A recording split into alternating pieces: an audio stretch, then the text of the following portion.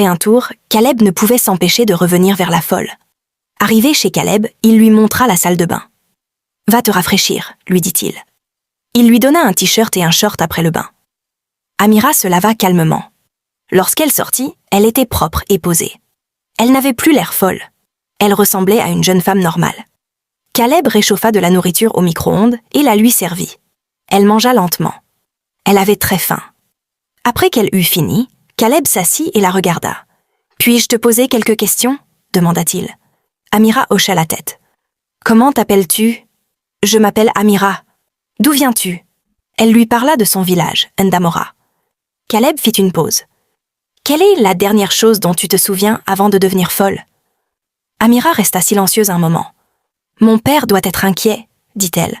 « Je veux le voir demain. » Caleb acquiesça. « D'accord, nous irons. » Le lendemain, ils partirent d'un tôt. Lorsqu'ils arrivèrent chez le père d'Amira, celui-ci sortit.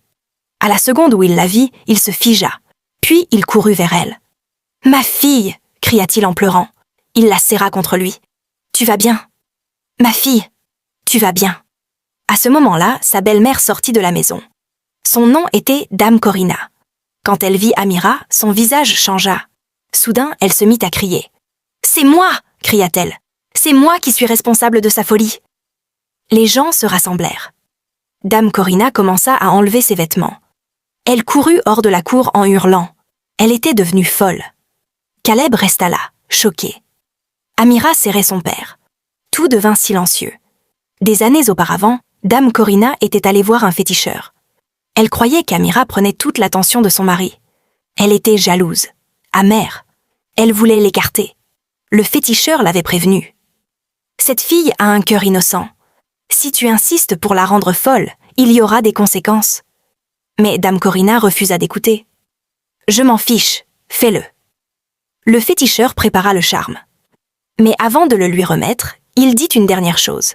« Le jour où cette fille trouvera un véritable amour auprès d'un homme qui n'est ni son père ni un parent de sang, la folie la quittera et reviendra à toi. » Dame Corina éclata de rire.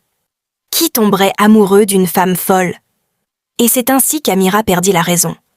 Des années plus tard, cette condition fut remplie. Caleb rencontra Amira. Il l'aima. Pas pour l'argent, pas pour le statut, mais parce que son cœur l'avait choisi. Cet amour véritable brisa le charme, et la folie retourna à son propriétaire. Caleb et Amira apprirent à mieux se connaître. L'amour grandit naturellement entre eux. Après quelques mois, Caleb demanda Amira en mariage. Elle dit oui. Le père d'Amira était fou de joie. Il remercia Caleb encore et encore. Ils se marièrent discrètement. Ils devinrent un couple solide. 1 an plus tard, Dieu les bénit avec un petit garçon. Une nuit, Caleb regarda son enfant et sourit. Pour la première fois depuis la perte de sa famille, son cœur était de nouveau rempli. Il avait un foyer. Il avait l'amour. Il avait la paix. Et l'homme qui demandait autrefois qui a donné naissance à la pauvreté comprit enfin que la vie peut changer, quand on s'y attend le moins.